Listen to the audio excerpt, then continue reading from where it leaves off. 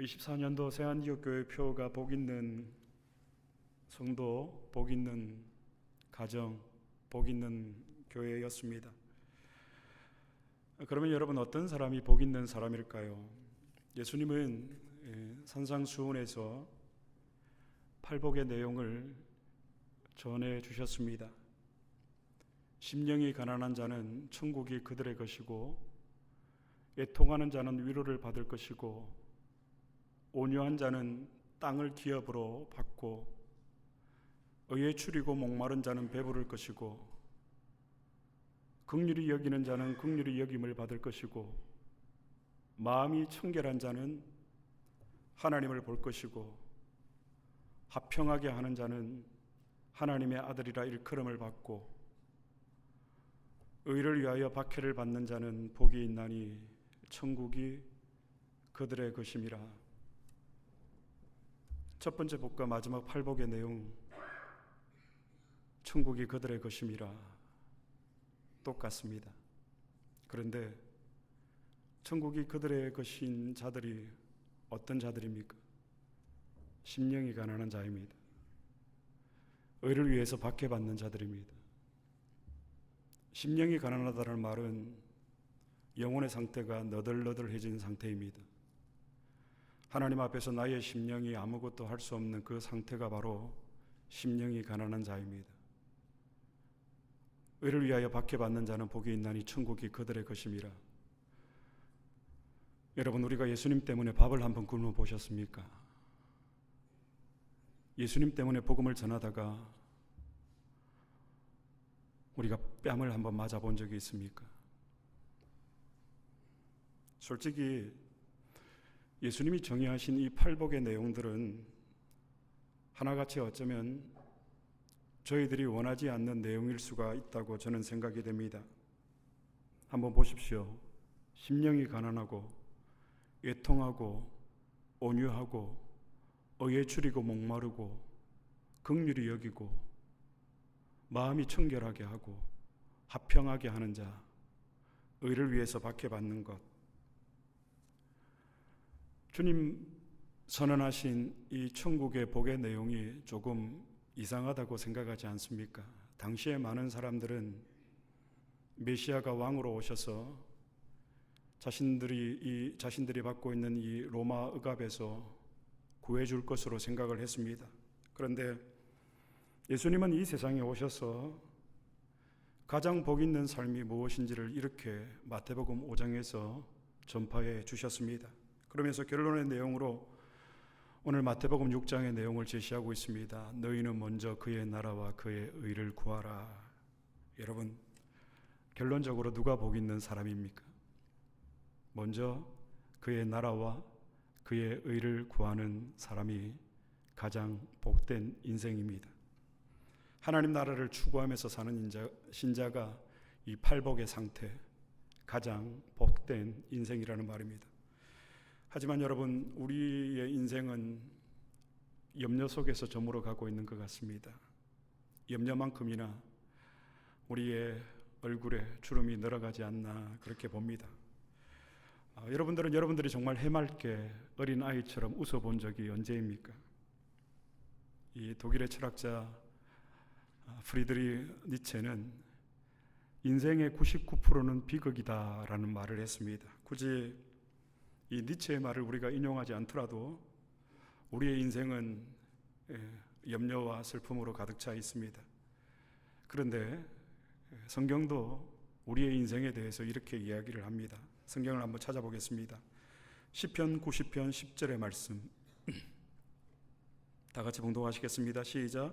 우리의 연수는 70이요 강건하면 80이라도 그 연수의 자랑은 수고와 슬픔뿐이요 신속히 가니 우리가 날아가나이다. 그 연수의 자랑은 수고와 슬픔뿐이요. 성경이 인생에 대해서 말하고 있는 바입니다. 그 연수의 자랑은 수고와 슬픔뿐이요.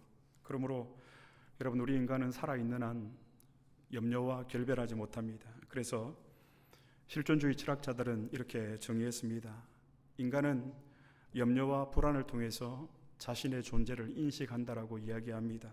그러므로 여러분, 우리 모두는 염려를 운명처럼 끌어안으면서 살아가고 있습니다. 그런데 이러한 우리의 인생의 염려는 엄밀히 말하면 우리 인생 전체에 대한 염려는 아니라는 것입니다. 여러분, 우리가 하고 있는 대부분의 염려는 우리의 영혼과는 관련 없는 우리의 육체에 관한 것들입니다. 우리의 영혼에 관해서 염려하는 분들이 많지 않을 것 같습니다. 다만 우리의 육체와 관련된 것들로 인해서 우리는 염려합니다. 그런데 오늘 성경은 우리에게 이렇게 말씀합니다. 본문 마태복음 6장 33절의 말씀 다 함께 찾아보겠습니다. 다 함께 봉독하시겠습니다. 시작. 그런즉 너희는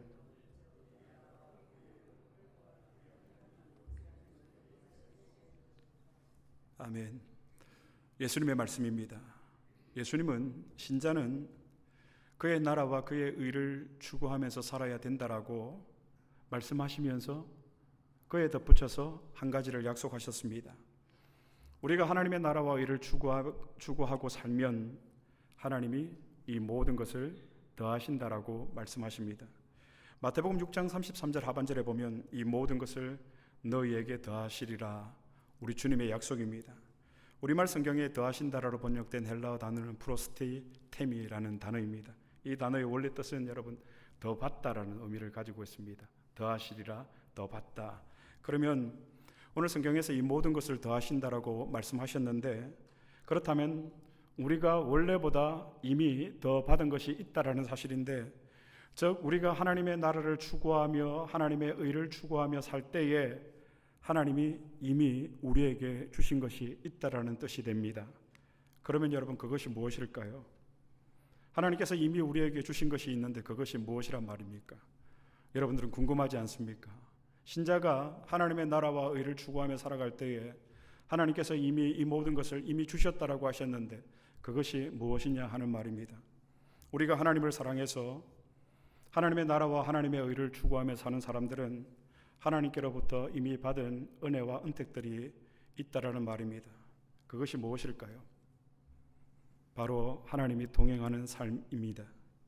이 말을 다시 표현하면 하나님과 동행하는 삶을 우리가 사는 것입니다. 하나님과 동행한다라는 이 말이 우리에게 얼마나 다가올지 저는 솔직히 잘 모르겠습니다. 그러나 저는 하나님이 나와 동행하신다라는 이 사실을 묵상할 때마다 얼마나 놀랍고 감격이 되는지 모릅니다. 이런 비천하고 쓸모없는 이 종을 하나님께서 동행해 주고 계신다라는 그 사실을 기억할 때마다, 묵상할 때마다 늘 새로워지는 저를 보게 됩니다. 그래서 하나님이 동행하신다라는 이 표현은 아주 깊고 심오한 의미를 가지고 있습니다. 구약에 하나님과 동행한다라는 이 표현은 여러분, 신약에 와서는 성령이 우리와 함께 하신다라는 표현으로 바뀌어집니다. 그래서 17세기 청교도 신학자인 존 오웬은 그의 책에서 다음과 같은 말을 남겼습니다. 우리의 가장 큰 관심사는 하나님과 동행하는 것이다. 신자에게 있어서 가장 큰 관심사는 하나님과 동행하는 것이다. 왜냐하면 이는 하나님이 가장 기뻐하시는 일이기 때문이다. 만약 이것이 하나님과 내가 동행하는 것이 우리의 인생의 목표이고 이것이 우리의 인생의 가장 큰 관심사가 된다면 하나님은 우리로 인해 즐거워하실 것이다.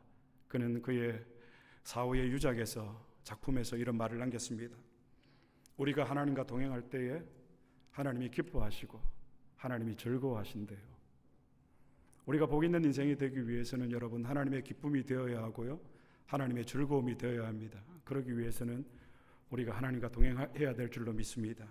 그리고 존 오웬은 이에 나아가서 하나님과 동행하는 신자의 삶에 결정적으로 나타나는 특징들이 있다라고 이야기를 합니다. 그것은 하나님과의 평화입니다. 평화라고 하는 것은 무엇이죠, 여러분? 상대방과 나 자신 사이에 어떤 이해관계의 불일치나 트러블이 없는 그 상태를 우리는 평화라고 부릅니다. 한마디로 여러분, 사랑으로 모든 것이 일치된 상태입니다. 부부가 언제 평화로운 관계가 유지가 되죠, 여러분? 모든 것이 사랑으로 일치된 상태입니다. 그래서 그가 원하는 것을 나도 원하고 그가 원하지 않는 것을 나도 원하지 않는 상태가 바로 평화의 상태입니다. 마찬가지입니다. 하나님과 동행하는 사람에게 나타나는 특징입니다. 하나님과의 평화입니다. 그분의 원함이 나의 원함이 되고 그분의 원하지 않으심이 나의 원하지 않음이 되는 것. 그래서 이 평화는 여러분 철저히 하나님을 향한 사랑으로 이루어지는 것입니다. 하나님과 동행하는 신자의 특징입니다. 하나님과의 온전한 평화입니다. 여러분에게 이 하나님과의 평화가 있습니까? 두 번째, 여러분 하나님과 동행하는 신자의 특징은 하나님의 영광에 대한 갈망입니다. 자기 자신보다는 하나님을 내가 더 사랑하기 때문에 하나님 없이 천년을 사는 것보다 하나님의 전에서 문지기로 하루를 사는 것이 더 행복하기 때문에 하나님이 기뻐하시는 것이 나의 기쁨이 되고 하나님이 영광을 받으실 때 나는 가장 행복한 존재가 된다는 것입니다. 왜 그렇습니까? 그가 하나님의 나라와 의를 추구하는 사람이기 때문입니다. 이게 여러분 하나님의 나라의 영광에 대한 갈망이에요. 우리 가운데 하나님의 영광에 대한 갈망이 없다면 어쩌면 우리는 하나님과 동행하지 않는 걸음을 걸어가고 있는지도 모릅니다. 여러분에게 이 하나님의 영광에 대한 갈망이 있습니까? 마지막 세 번째로 하나님과 동행하는 신자의 특징은 여러분 새 생명의 원리가 그 안에 역사한다는 것입니다. 여기서 새 생명이라고 부르는 것은 여러분 예전에 없었던 생명이기 때문에 새 생명이라고 부르는 것입니다. 여러분들이 이렇게 내가 새 생명으로 살 줄 예상이나 하셨습니까? 하나님의 나라와 의를 추구하면서 그의 영광을 갈망하며 여러분들이 이렇게 하나님을 예배하는 자로 살아갈 줄 여러분은 예상하셨습니까? 저는 솔직히 이 정도까지는 기대하지 못했습니다. 여러분, 우리의 첫 번째 생명은 어머니의 모태로부터 태어날 때부터 부여받는 생명입니다. 그런데 사실 우리는 그때는 육신은 태어나지만 영적으로는 죽은 상태로 태어납니다. 영적으로 죽었다라는 말의 의미가 무엇입니까? 하나님 앞에서 우리의 영의 기능이 부패하고 오염되어서 영의 기능이 제대로 발휘할 수 없는 상태가 바로 우리가 영적으로 죽었다라는 말의 의미입니다. 그러니까 영적으로 죽은 사람은 선한 것을 분별하지 못하고 그것을 결정할 수가 없습니다. 이 영의 기능이 상실된 상태가 우리의 영이 죽었다라는 말의 의미입니다. 칼빈의 말에 따르면 이 영적으로 죽은 사람에게는 이 의지의 전환이 일어나지 않았다라고 얘기를 하죠. 여전히 세상을 향하고 있는 이 자신의 의지, 이것을 하나님께서 예수를 믿는 순간 우리로 하여금 born again, 다시 태어나게 해주셔서 예수 그리스도의 죽음과 그 십자가의 부활의 생명으로 우리가 다시금 born again 해서 우리의 의지가 세상을 향하든 죄를 향하든 우리의 의지가 하나님을 향한 선한 의지로 전환이 되어지는 것, 이것이 여러분 우리가 예수의 새 생명을 가졌다는 증거입니다.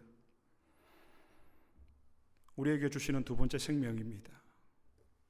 우리의 영이 다시 살아나는 것입니다. 우리가 이것을 새 생명이라고 부릅니다. 여러분 안에 이 예수 그리스도의 부활의 생명이 있습니까? 존 오웬은 이것을 이렇게 설명을 합니다. 불신자는 단일한 의지로 죄를 짓지만 신자는 복합적인 의지로 죄를 짓는다고 했습니다. 신자 안에 복합적인 의지가 있다라는 이 말의 의미는 여러분, 그러니까 우리가 어떤 경우에 죄를 짓게 되잖아요. 그러면 마음 한켠에 어떤 마음이 있죠? 죄를 지어서 기분 좋아, 행복해, 이런 마음이에요? 아닙니다. 내가 또 넘어졌네. 내가 이렇게 살아서는 안 되는데, 우리 안에, 신자 안에는 또 다른 의지가 있다라는 것입니다. 이것이 바로 영의 기능이 회복되어져 가는 상태입니다. 새 생명을 소유한 신자와 새 생명을 가지지 못한 비신자의 차이입니다. 하나님과 동행하는 신자의 특징입니다. 하나님과 평화를 누리고 하나님의 영광에 대한 갈망으로 살아가고 새 생명의 원리로 살아갑니다. 그런데 여러분, 이 새 생명은 조건적입니다. 우리가 가만히 있는다고 이 새 생명이 우리 안에서 풍성하게 역사하지는 않습니다. 우리가 믿음과 순종으로 하나님의 말씀을 따라 살아야만 이 생명이 우리 안에서 풍성하게 역사하지, 그렇지 않으면 이 새 생명은 곧 다시 우리가 상실할 수도 있다라는 말입니다. 이런 의미에서 새 생명은 조건적이라는 말입니다. 그래서 예수를 믿으려면 여러분 우리가 좀 잘 믿어야 하지 않겠습니까? 예수를 잘 믿는다라는 것은 여러분 우리가 바르게 믿는다라는 의미인데, 우리 안에서 이 새 생명의 역사가 풍성하게 역사하도록 해야 합니다. 이것이 우리가 인생을 살아가는 가장 쉬운 길입니다. 그러려면 여러분 우리가 반드시 믿음으로 살아야 합니다. 눈에 보이지 아니하지만 하나님이 나의 아버지와 나의 주인이시다라는 이 사실을 우리가 굳게 믿고 고백하면서 그분의 말씀을 따라서 우리가 순종하며 살아야 하고, 끊임없이 또한 하나님의 말씀의 지식을 우리가 섭취하면서 풍성한 은혜 가운데 살아가야 합니다. 예수님이 광야에서 40일 금식하신 후에 사단에게, 마귀에게 시험을 받으실 때 그 시험을 어떻게 이기셨죠? 가라사대 하나님의 말씀으로 예수님도 사단을 물리치셨습니다. 여러분, 그 외에 다른 길은 없습니다. 회색지대는 우리에게 존재하지 않습니다. 제3의 길은 우리에게 없습니다. 믿음, 불신앙, 이것뿐입니다. 우리가 아직 내 인생의 답을 찾지 못한 이유일 수도 있습니다. 그래서 신자라고 해서 여러분 염려와 걱정이 없는 것은 아닙니다. 물론 저에게도 염려와 걱정이 있습니다. 우리가 사는 세상은 여러분 불완전하고, 우리는 아직 영화의 상태, 저 완전한 하나님의 형상으로 완전하게 회복되어지지 않았고 회복되어져 가는 상태로 있기 때문에 이것을 신학적으로 성화라고 그럽니다. 그래서 우리는 지상에서 거룩한 하나님의 형상을 따라서 변화되어져 가야 하는 사람이 되어야 됩니다. 그러나 언제 우리의 이 제된 본성이 완전히 사라질까요? 우리의 육신의 죽음을 위해 우리가 새롭게 부활해서 그분 앞에 섰을 때 우리가 영화의 단계에 들어가는 거예요. 그것을 우리가 이 땅에서 맛보며 살아가야 하지 않겠습니까? 세상 사람들이 누리는 기쁨, 행복의 조건이 여전히 우리의 행복과 기쁨의 조건이라면 다시 한번 여러분 우리가 하나님 앞에서 진지하게 우리의 신앙과 우리의 구원을 한번 점검해 볼 필요가 있습니다. 그래서 여러분, 우리가 아직 이러한 완전한 영화의 상태에 들어가지 못했기 때문에 우리의 이 믿음과 또 세상의 현실 사이에서 오는 그런 불안과 염려들이 우리 모두에게는 다 있다라는 말입니다. 그래서 저는 한편으로 하나님이 공평하신 것 같습니다. 저만 염려와 불안이 있으면 제가 배 아플 것 같아요. 그런데 모르긴 몰라도 여러분들에게도 형편이 달라서 그렇지, 모양이 달라서 그렇지 분명히 염려와 그런 걱정의 요소들이 있을 것입니다. 그러나 여러분, 그것들은 우리에게 영향을 줄 수 있는 이유가 되지 못합니다. 우리에게 있는 이 염려와 불안들은, 여러분 걱정들은 우리에게 있어서 모두 사소한 것들입니다. 왜 그렇죠, 여러분? 주님이 이 모든 것을 더해 주시기 때문입니다. 그래서 우리가 염려와 걱정 속에 살아가지만 우리의 이 참된 행복을 이 세상이 빼앗거나 뒤흔들어 놓을 수는 없다라는 말입니다. 그러므로 여러분, 우리 신자는 육체를 위하여 전혀 염려하지 않습니다. 왜냐하면 삶을 위한 육체이지 육체를 위한 삶이 아니기 때문입니다. 여성분들 계시지만 여성분들의 로망이 무엇인지는 모르겠습니다. 어떤 분들은 뭐 가방에 있다라고 얘기를 하는데 잘은 모르겠습니다. 그래서 가방이 진품인지 가품인지 알 수 있는 방법은 비가 올 때 가슴에 품으면 그게 진품이고, 비가 올 때 머리에 쓰면 그게 가품이라는 말도 있는데, 어쨌든 여자들의 로망이 무엇인지는 솔직히 저는 잘 모르겠습니다. 아니, 여자들의 로망이 아니라 여자들에 대해서는 잘 모르겠습니다. 그런데 대부분의 남자들에게는 여러분, 육체에 관한 한 가지 로망이 있습니다. 이 미세한 근육이 잘 드러나 보이는 잘 다듬어진 몸입니다. 그런데 남성분들 한번 묻겠습니다. 이런 남자를 여자들이 좋아할까요? 이런 남자를 여자들은 1도 좋아하지 않습니다. 왜냐하면 여러분, 이것을 위해서 아침에 운동하고 닭가슴살 먹고 저녁에 또 운동하고 또 프로틴 쉐이크를 먹고 자고 또 아침에 운동하러 가고, 이게 여러분 삶을 위한 몸입니까? 몸을 위한 삶입니까? 우리가 그 모습만 지향하는 그런 사람에게 아무도 매력을 느끼지 못합니다. 그런데 왜 매력을 느끼지 못할까요? 육체가 아름답지 않아서가 아닙니다. 그게 아니라 질서가 완전히 바뀌었기 때문이죠. 바른 삶을 위한 몸이어야지 몸을 위한 삶이 되면 안 된다라는 말입니다. 마찬가지로 우리는 육체를 위해서 여전히 먹을 것과 입을 것과 마실 것이 필요합니다. 그러나 여러분, 적어도 우리는 그것만을 위해서 사는 존재가 아니라는 사실을 팔복의 산산수훈의 교훈을 통해서 우리 주님은 분명하게 말씀해 주셨습니다. 먹을 것, 입을 것, 마실 것, 그런 것들은 삶을 위해서 꼭 필요한 것들입니다. 그러나 그것이 우리의 신앙생활의 본질이 아니라는 말입니다. 우리는 여기에서 내가 어떻게 살아야 하고 어떻게 신자답게 살아야 할 것인가를 매 순간마다 하나님의 말씀을 통해서 신중하게 묵상하고 고민해 보아야 됩니다. 왜냐하면 우리는 여전히 먹고 입고 마셔야 하는 존재이지만 신자인 우리는 그것만을 위해서 이 땅에 보냄을 받아서 존재하는 것이 아니라 더 높은 목적과 더 본질적인 이유를 가지고 사는 사람이기 때문에 그렇습니다. 그러므로 신자는 여러분 육체의 일을 위하여서 염려하지 않습니다. 오히려 내가 어떻게 하면 하나님의 나라와 의를 구하며 살까, 이것이 진정한 신자의 목적입니다. 신자로서 우리가 하나님을 전심을 다해 사랑하고 그 하나님 사랑하는 마음으로 우리 이웃을 사랑하고 거기에서 육체의 만족을 넘어서는 참다운 행복을 우리가 느끼고 자신에게 주어진 그 존재의 이유 그리고 우리의 인생의 의미를 발견하면서 그것을 누리며 사는 것이 바로 신자다운 복 있는 사람입니다. 이것은 저희 자녀가 있지만 제가 유언처럼 남기고 싶은 성경의 가르침이기도 합니다. 너희는 먼저 그의 나라와 그의 의를 구하라. 그리하면 이 모든 것을 너희에게 더하시리라. 성경은 분명히 말하고 있습니다. 너희는 먼저 그의 나라와 그의 의를 구하라. 여기서 말하고 있는 먼저라는 단어는 우리가 그냥 쉽게 시제의 문제라고 생각을 할 수가 있는데요. 즉 우선순위의 문제. 그런데 여러분, 무슨 하나님의 나라를 우리가 인간들이 먹고 입고 마시는 이런 것들에 어떻게 하나님의 나라와 하나님의 의를 비교할 수 있다는 말입니까? 절대 그럴 수는 없습니다. 마태복음 6장 33절에서 말하고 있는 여러분, 너희는 먼저라는 이 먼저는 본질적이고 절대적이고 존재론적인 것입니다. 너희의 삶의 본질이, 너희의 존재의 목적이 먼저 그의 나라와 그의 의를 구하는 데 있다라는 말씀입니다. 하나님의 나라와 의를 향해서만 우리의 존재가 그 방향으로 설정되어져 있는 존재가 바로 저와 여러분들이라는 말입니다. 이것을 가르쳐주고 있는 단어가 오늘 본문에 등장하는 먼저입니다. 그러면 여러분 한번 잘 생각해 보십시오. 너희는 먼저 그의 나라와 그의 의를 구하라. 이것이 1번입니다. 그리고 그리하면 이 모든 것을 너희에게 더하시리라. 다음이 2번입니다. 그러면 예수님이 산상수훈의 말씀을 전파하시고 이어서 말씀하실 때 무엇을 강조하시고자 했을까요? 1번일까요? 2번일까요? 당연히 1번입니다.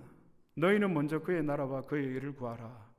예수님의 강조점은 여기에 있습니다. 그런데 우리가 살아가는 데 있어서 맞춰져 있는 초점은 1번입니까? 2번입니까? 너희는 먼저 그의 나라와 그의 의를 구하라. 아니면 이 모든 것을 너희에게 더하시리라. 우리의 신앙의 초점은 어디에 맞춰져 있습니까? 17세기 활동했던 영국의 목사 매튜 헬리라는 사람이 있습니다. 주석가도 편집을 했는데요. 매튜 헬리는 그의 주석에서 이렇게 오늘 본문을 이야기를 합니다. 여러분, 제가 설명을 하기 위해서 이것을 좀 들고 나왔는데요.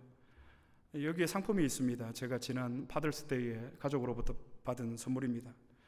우리가 상품을 사면 반드시 따라오는 것이 있습니다. 그것은 포장지입니다.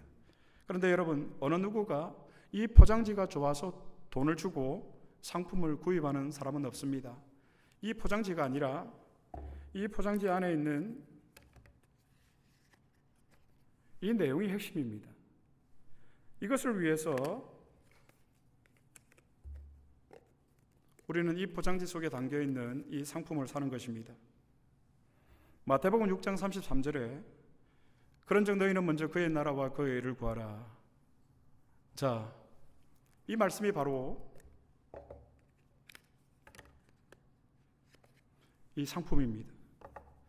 그러면 이 상품에 따라오는 포장지가 여러분, 그리하면 이 모든 것을 너희에게 더하시리라 입니다.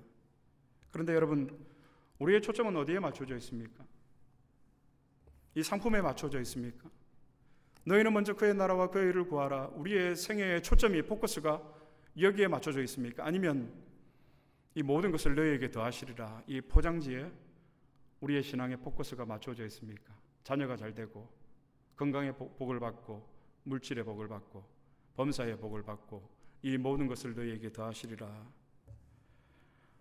우리는 자꾸 어디에 관심을 두고 인생의 초점을 맞추어 살아가고 있습니까? 1번입니까? 너희는 먼저 그의 나라와 그의 의를 구하라. 아니면 2번입니까? 이 모든 것을 너희에게 더하시리라. 예수 믿으면 복 받는다 하더라. 다시요, 내 인생의 존재의 본질을 여러분들은 지금 어디에 맞추어 살아가고 계십니까? 죄송하지만 만약 이번에 맞춰져 있다면 여러분들은 죄송하지만 잘못 살아오신 것입니다. 내가 열심히 살았지만 또 정직하게 살았어도 하나님 보실 때는 그것이 바른 삶이 아니라는 것입니다. 누가 어리석은 삶을 사는 사람일까요? 훗날 주님 앞에 섰을 때에 이 상품에 포커스를 맞추고 그리하면 이 모든 것을 더하시리라, 여기에다 우리의 신앙의 포커스를 맞추고 그저 이 포장지에 우리가 현혹을 당해서 열심히 산다고 했지만 그것만을 쫓아서 살아온 사람들은 마지막 날 주님 앞에 섰을 때에 그 삶이 부끄러운 삶이고 어리석은 삶이고 허무한 삶입니다. 내가 너를 도무지 알지 못한다라는 그 주님의 선언을 들은 순간 후에는 늦은 것입니다. 반대로 주님 앞에 섰을 때에 여러분 어떤 삶이 바른 삶이고 주님 보시기에 당당한 삶일까요? 이 포장지에 현혹되지 아니하고 그리하면 이 모든 것을 더하시리라 그 약속을 하셨지만 내가 그의 나라와 그의 의를 추구하는 것은 이 상품에 이 포장지에 있지 않다라는 것입니다. 그의 나라와 그의 의를 추구하면서 사는 인생이 가장 살았어도 죽었어도 복된 인생입니다. 여러분, 사실 우리가 다른 것은 다 놓쳐도 상관이 없습니다. 우리는 영혼을 위해서 사는 존재들이기 때문입니다. 그러나 우리가 이제 이 육신을 갖고 살아가는 동안 남의 평생 우리가 꼭 붙들어야 할 것이 무엇일까요? 너희는 먼저 그의 나라와 그의 의를 구하며 사는 것입니다. 말씀을 맺겠습니다. 그래서 저는 내 사랑하는 주님 없이 사는 천년보다 주님과 동행하는 이 하루가 저에게는 더 값진 인생입니다. 우리 같은 자들이 어떻게 왕의 음영을 맡은 자로 살아가게 될 줄 여러분 상상이나 하셨습니까? 음영이요, 왕의 음영을 전달하는 세상에서 그 전달자로 살아갈 줄이야. 그래서 우리의 백그라운드는 이 왕이에요. 이 주님이 우리의 존재와 우리의 삶의 본질이시고 우리의 존재의 이유가 되십니다. 그분이 우리에게 명령하시는 것입니다. 너는 먼저 그의 나라와 그의 의를 구하라. 네, 어명을 받겠습니다. 그래서 이 어명을 따라서 살아가는 것이, 왕의 명령을 따라 살아가는 것이 주님 없이 사는 백날, 천날보다, 천년보다 이 하루가 우리에게 더 복됩니다. 그래서 여러분, 사실 우리가 여기에서 머무를 것이 아니라 한 걸음 더 나아가서 주님께서 우리에게 이 모든 것을 더해 주신다고 하셨지만 더해 주시지 않으셔도 별 상관이 없습니다. 왜 그럴까요? 마지막으로 우리가 성경을 한번 찾아보고 마치도록 하겠습니다. 다니엘서 3장 16절로 17절의 말씀입니다. 다 같이 한 목소리를 봉독하시겠습니다. 시작. 사드락과 메삭과 아벳노고가 왕에게 대답하여 이르되 느부갓네살이여, 왕이여, 우리가 섬기는 하나님이 계신다면 우리를 맹렬히 타는 풀무불 가운데에서 능히 건져내시겠고 왕의 손에서도 건져내시리이다.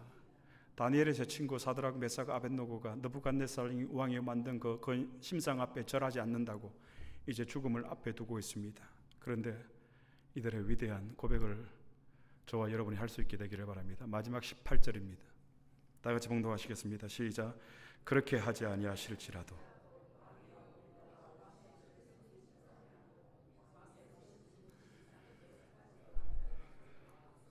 아멘. 그렇게 하지 아니하실지라도.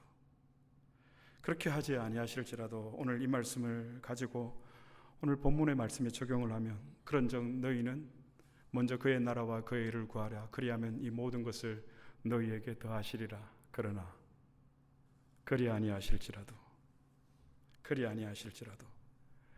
주의 자녀인 주의 음명을 받은 주의 백성은 먼저 그의 나라와 그의 의를 추구하며 살아갈 것입니다 라고 고백할 수 있을 것 같습니다. 여러분, 주님의 나라와 주님의 의를 추구하며 사는 인생만큼 복된 인생은 없습니다. 우리가 불행하게 된 이유는 이 질서가 깨어졌기 때문이고 이 질서가 틀어졌기 때문이에요. 우리를 구원해 주시고 교회로 부르시고 세상으로 보내셔서 우리에게 이렇게 명령하십니다. 그런즉 너희는 먼저 그의 나라와 그의 의를 구하라. 하나님과 동행하면서 하나님과 평화를 누리고 하나님의 영광에 대한 갈망을 가지고 우리 안에 있는 이 새 생명의 원리로, 그래서 그리스도인들은 어떤 별명을 가졌죠? 여러분, 어떻게 불러졌죠? 세상이 감당치 못하는 자들아. 이 모든 것을 더해 주시지 않아도 괜찮은 이유입니다. 너희는 먼저 그의 나라와 그의 의를 추구하며 살아갈 수 있는 저와 여러분이 될 수 있기를, 그래서 복된 인생으로 살아갈 수 있게 되기를 우리 주님의 이름으로 축복합니다.